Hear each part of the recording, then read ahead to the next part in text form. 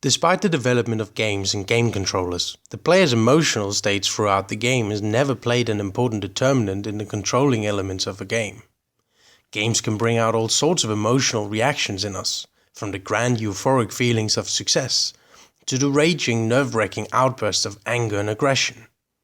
These emotional reactions of arousal when playing games have throughout time been kept separate from the game itself.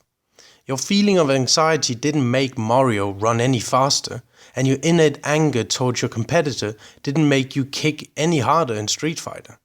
But what if it did? What if your emotional arousal was a key component in the controls of the game? What if you had to be calm to be successful in your assassinations or the aim of your rifle?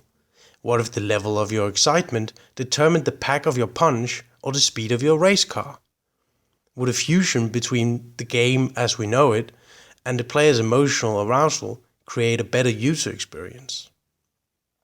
We hypothesized that using emotional input as an additional controlling element would be preferable to only using the traditional controlling methods. And here's what we did.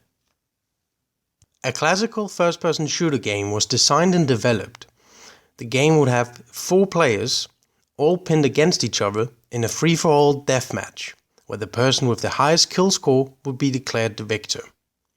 Besides the normal controls of a first-person shooter game, each player additionally had the abilities to turn themselves less visible to their opponents or to increase their movement speed.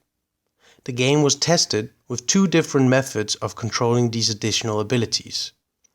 In one of the test modes, the abilities were controlled by the use of a hotkey in the same fashion as seen in state-of-the-art games of the same genre. In the other test mode, a pulse sensor was attached to the player's little finger, where it would relay the biofeedback measurements of the player's arousal directly to the game, and the degree of arousal would in turn determine the degree of these additional abilities' effect.